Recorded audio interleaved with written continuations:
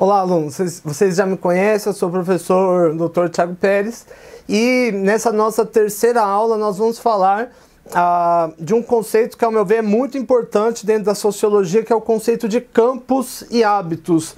A princípio parece um conceito difícil, mas é um conceito muito simples e muito importante para a gente interpelar outros conceitos, outras situações, seguindo essa rota como a gente está fazendo ao longo dessas semanas, ou seja, construindo. Na nossa primeira aula, basicamente o diálogo foi sobre o que era cultura, né? E cultura a gente definiu como um conjunto de valores, ideias e percepções. Já na nossa segunda aula, a gente trabalhou em um modelo formal e analisou uma situação específica, que foi a situação da atual crise do Covid-19, do novo coronavírus, compreendendo aqui o meio ambiente dentro desse modelo, e o coronavírus entra como uma variável ambiental, a infraestrutura, ou seja, todo o arcabouço voltado à produção, assimilação e distribuição de valor, ou seja, a base econômica da sociedade, como também a estrutura social. A gente pode entender aí a base normativa, todas as normas, regras,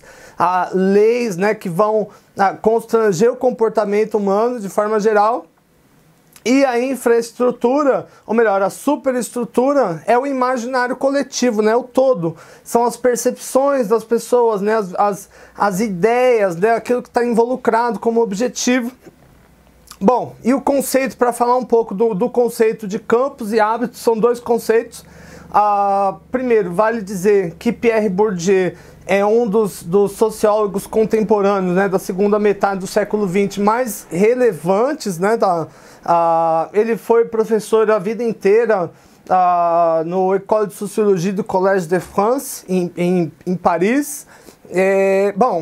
Primeiro eu vou ler, por assim dizer, uma situação e a gente vai esmiuçando junto esse conceito. Então, campos, né? Então vamos entender.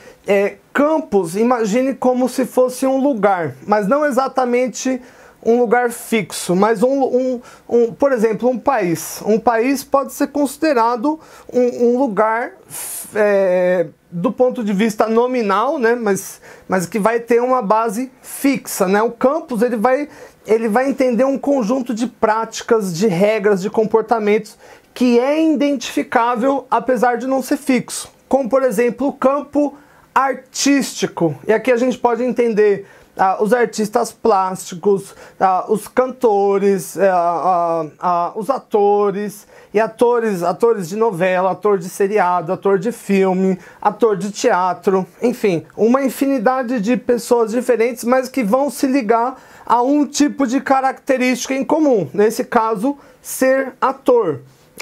Então a gente pode falar que o campo artístico é um campo de disputa. Ou seja, para você, por exemplo, ser o ator mais graduado de Hollywood, você tem que superar outros que têm o mesmo objetivo. E nesse sentido, o campo dos atores, por exemplo, não está disputando com o campo da medicina. Entende isso?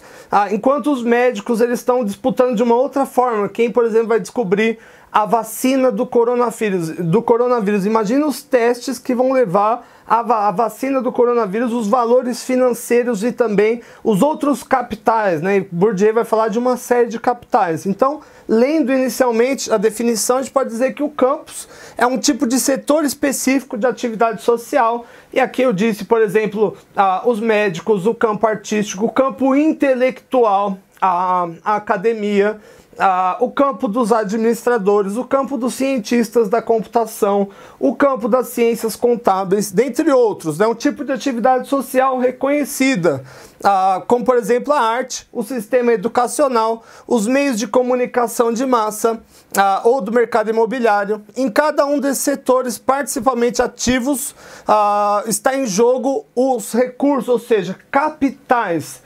Por que alguém, por exemplo, topa fazer parte do campo artístico, topa fazer parte em parte, está disposto ali é uma luta por um tipo de capital. Por exemplo, quem vai se destacar na profissão de ciências contábeis? Ele vai disputar com outros contadores os melhores clientes, as melhores contas, as melhores condições de trabalho, etc, etc. E assim é com o administrador, assim é com o médico, assim é com o artístico. Assim, a noção de campo ela é fundada na teoria marxista de que a sociedade é definida por uma luta de classes. Então, lá na sociologia, talvez no colégio, por exemplo, vocês já tenham visto que Karl Marx vai dizer que o mundo está dividido, né, em uma luta constante de classe. E o que Bourdieu vai trazer é ao que se refere essa luta. E essa luta é uma luta por capital. Então, por exemplo, quem trabalha como cozinheiro, como professor, como dentista, como profissional liberal, como dentro do serviço público, político, não importa. Você está disputando com outras pessoas. Por exemplo, para ser CEO do Google, tem lugar para todo mundo na sociedade? Não, vai ter um lugar específico, por assim dizer. E o que vai fazer o indivíduo buscar, atuar, querer fazer parte de um campo é os capitais que estão ali em jogo e ele identificar que aquilo vai valer a pena. Eu vou deixar também algumas sugestões de leitura. Eu sou um fã do Pierre Bourdieu, de forma geral. Esse aqui é um livro muito interessante. Eu vou trazer perto da câmera. A Distinção Crítica Social do Julgamento, de Pierre Bourdieu. Eu vou ler uma passagem dele posteriormente para vocês. Esse livro aqui, do John Scott, Sociologia, Conceitos-Chave, vai falar de vários autores, vários conceitos importantes para vocês saberem de sociologia, da filosofia também. Enfim, e aqui, pelo menos, ele faz algumas leituras dos conceitos de Bourdieu de forma bem interessante. E eu vou denotar também. Eu tenho 2 livros do Pierre Bourdieu, mas em espanhol, que não vai ter a versão em português. Um é O Sentido Social do Gosto, Elementos para uma Sociologia da Cultura. E o outro, As Estratégias de Reprodução Social, do Pierre Bourdieu também. E esse aqui é o grande clássico do Pierre Bourdieu, que é A Economia das Trocas Simbólicas. Esse aqui é um dos meus livros favoritos, já me acompanha para vários lugares. Então, de um lado, um campus, ele vai envolver fatores delimitantes que a gente pode perceber, uma estrutura, e existem capitais que estão ali à disposição. Aqui na foto e no seu slide, vocês podem ver na nossa apresentação do Prezi, por exemplo, tem uma imagem de 2 traficantes de droga, 2 possíveis traficantes. O tráfico é um campo específico, as pessoas elas vão atuar no tráfico não apenas por afinidade em relação às pessoas, né? O que na biologia seria um conceito de homofilia, ou seja, se aproximar de pessoas que são parecidas com você, mas sobretudo pelos capitais que estão ali em jogo. Na próxima aula, na aula 4, a gente vai distinguir quais são os capitais do Pierre Bourdieu, como eles se transformam, mas um deles, por exemplo, é a notoriedade, né? Que a gente pode chamar de capital social. O tráfico ele pode dar, é indubitável, sobretudo em comunidades carentes, uma notoriedade muito alta para o indivíduo. E a gente aqui não pode mentir que não, dizer que não. Ou ainda o capital financeiro em si, em comunidades carentes, né, em grandes comunidades, como por exemplo em São Paulo, Paraisópolis, um Capão Redondo, ou ainda no Rio de Janeiro, nós estamos falando de comunidades que não são nem assistidas pelo Estado e que as desigualdades elas são gritantes, né? Nesse sentido, esse é um campo que ele vai se sustentar por uma série de fatores em jogo. O segundo é uma imagem do Barack Obama, mas poderia ser uma imagem de um professor. Tanto o campo político como o campo acadêmico vai ter uma série de capitais em jogo também, o capital financeiro, o capital social, por assim dizer, dentre outros. Uma outra imagem seria uma imagem da polícia, né? O capital, nesse caso, um campo, por exemplo, relacionado à segurança pública, né? E, enfim, e o campo mais carente, né? O serviço, uma criança fazendo um trabalho infantil, uma realidade de um campo. Bom, um outro ponto a se destacar nessa discussão é o seguinte, que todo campo ele vai gerar um hábito, e um hábito a gente pode entender que é um tipo padrão de comportamento internalizado que vai ser consistente ao ponto de ser identificável, ou seja, ele vai ter padrões em comum, claro que vão variar em razão da singularidade do indivíduo, mas eles são distinguíveis ao ponto de nós percebermos. Por exemplo, vamos voltar para o campo artístico. Imagine, por exemplo, um funkeiro e um médico. E aqui não estou fazendo juízo de valor a nenhuma das profissões, nenhuma nem outra. Mas imagine como é esse médico na sua cabeça, imagine como é esse funkeiro na sua cabeça. As roupas, os gostos, a forma de falar, a aparência de maneira geral, tanto para um quanto para outro, vai mais ou menos se alicerçar em busca ao que se valoriza naquele campo, por assim dizer, entende? Então, por exemplo, para um médico se tornar um funkeiro, obviamente ele teria que talvez mudar os seus hábitos, por assim dizer. Por exemplo, trocar suas roupas, mudar a sua forma de falar, suas gírias, a sua moda, sua forma de se comportar, por assim dizer. Bom, vou ler uma breve citação do conceito de campos. Então a gente pode dizer que o objetivo do Pierre Bourdieu era denotar certas propriedades implantadas nas mentes e nos corpos dos seres humanos. Nas mentes e nos corpos. Então aqui a gente está falando de padrões de percepção, mas também de fatores que vão se plasmar de forma objetiva, como por exemplo a forma de se vestir, a forma de se plasmar, o local onde mora, o carro que anda, aliás, escolher andar de carro ou de outra forma. Bom, ele definiu tais propriedades aqui, ó. Esse é um ponto importante. Dá para voltar várias vezes no vídeo que você responde o conceito só com essa frase aqui. Disposições transferíveis, ou seja, uma inclinação em se comportar de uma determinada forma e que são transferíveis e duráveis por meio das quais as pessoas percebem. Por exemplo, ele observa uma coisa, ouve uma música e entende. Por exemplo, aquela música como legal ou chata, aquela coisa como admirável ou ruim. Pensam, ou seja, geram, né, esse raciocínio, apreciam, agem e avaliam o mundo. Bom, e aqui ele quis fazer, o Pierre Bourdieu, distinções entre culturas e subculturas.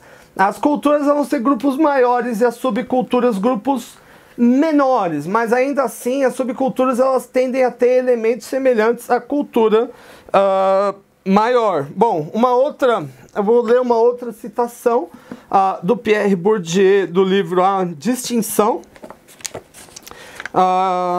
Essa é também muito boa. Aqui ele vai falar dos tipos de campos, né? Que essa pode ser uma pergunta que você pode me fazer. Professor, entendi. Que um campo ele pode ser algo, uma espécie de um local metafísico, não físico, onde as pessoas estão disputando coisas, como por exemplo o campo da medicina, o campo artístico, o campo cultural, enfim. Mas quantos campos existem? E a resposta vem: o número de espaços de preferências é tão grande quanto o número de universos de possibilidades estilísticas. Então, por exemplo, no campo da música, quantos campos... Porque uma coisa é a gente falar... Vamos imaginar aqui, por exemplo, dentro dos estilos musicais comuns no nosso país. Por exemplo, o campo da música. Ok, é um campo, certo? Ele vai ter um hábitos comum? Vai.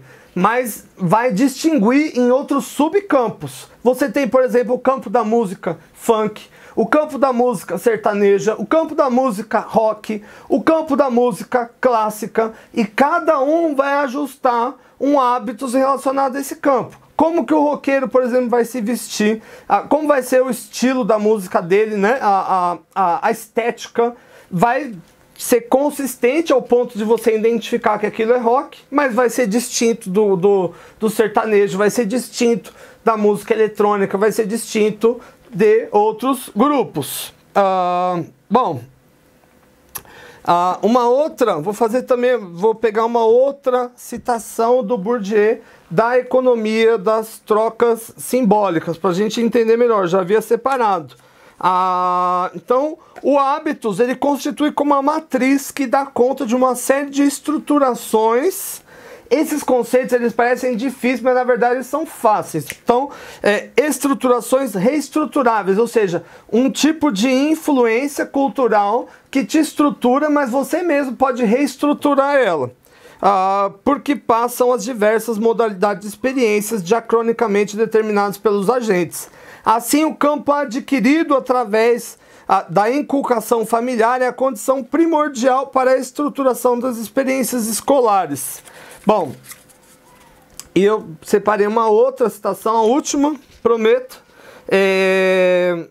Um campo a se pensar, por exemplo, seria o campo religioso. E nesse livro aqui, na Economia das Trocas Simbólicas, ele dá uma distinção. Por exemplo, independente da religião, toda religião tende a ter um corpo de sacerdotes. Esse corpo ele tende a se estruturar em hierarquias. Nessas hierarquias elas vão dar acesso a bens, né, a bens simbólicos, por se dizer, e existe um padrão de luta entre esses grupos. Bom, eu deixei uma atividade no fórum, uma atividade simples. Então, basicamente, a gente tentar imaginar um indivíduo que faz parte de um campo e tentar levar ele a outro campo, mas para isso a gente precisa adequar o hábitos desse sujeito. Então, em suma, campos e hábitos, né? O campus ele vai se referir a um todo, né, estruturado, que tem capitais em disputa. E o hábitos vai ser a conduta internalizada, a percepção, a individualidade do sujeito, que se plasma como reflexo e que se põe como condicionante para o acesso do que se está em jogo nesse campo. É isso, minha gente. Então, façam lá, por favor, a atividade no fórum. Acho que vai ficar mais claro. Bom, e dúvidas, sugestões, eu estou aberto tanto pelo fórum, tanto pelo e-mail. Valeu, gente.